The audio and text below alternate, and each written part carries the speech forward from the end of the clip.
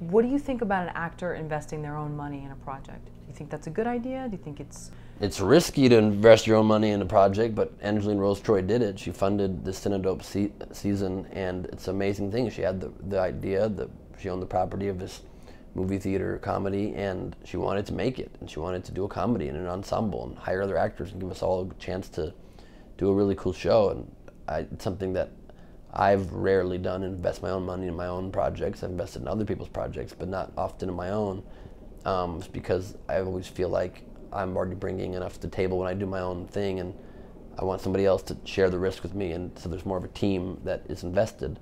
But Angeline really believed in it and wanted to put her own money in it, and God bless her for doing it, because we wouldn't have been able to do it otherwise. So there would be no CINEDOPES without her. So it's an amazing thing that she did it, and I hope that we gain enough of an audience that she doesn't regret doing it, because it's a funny show and she's funny in it, and the cast is great, and we all worked really hard on it. So it'll only get better season 2. So when you said you've invested in other projects, not your own, or not ones that you are featured in, what are some of the key items? What is your due diligence that you're checking off? Okay, all right, I'll do this. What are some of the things that you look for in those projects? They must have. I haven't invested a ton. I phrase that in a weird way. I haven't invested a ton of my own money in other comedic projects. I'm currently perusing whether or not I'm going to invest in stand-up comedy specials, producing specials for other comedians. I just shot mine and didn't do it under my own banner, because I want the validation of another production company saying that they want me, and I want to be able to do that same thing for somebody else.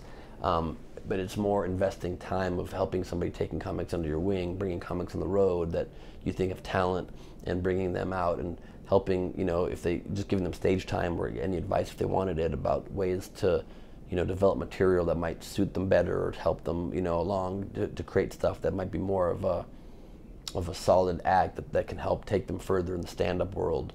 What it is in people what it is that I look for, it's just talent, I think you obviously can't be a total fuck up and have no work ethic, but you can learn a work ethic. You can't really learn talent.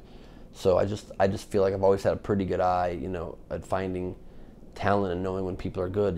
Throughout my career, I've given untold thousands of comedy spots to all the up-and-coming comedians that people love now.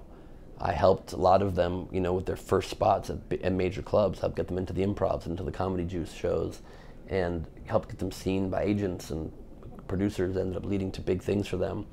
And I just only book talent, and it's hard to do that because I don't envy casting directors that have to do that, or producers that have to decide who to invest in, because you're putting a lot of money and a lot of your career and life on the line to invest in people, and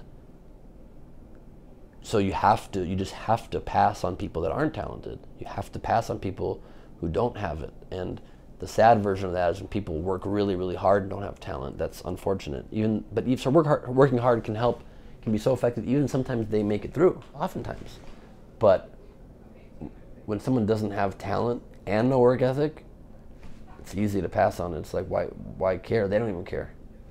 So you just look for a spark you look for people that are delivering it well, delivering a joke that hits, delivering a piece of content, a short film, a painting that you're like, wow, that looks like it has skill and uniqueness to it. That's what you look for. Who were some of the first people you made laugh? Was it someone in your family? Was it a kid at school? Yeah, I'm sure it's my family. I made laugh since I was a kid. My parents, my brother, my grandparents, and then at school all the time.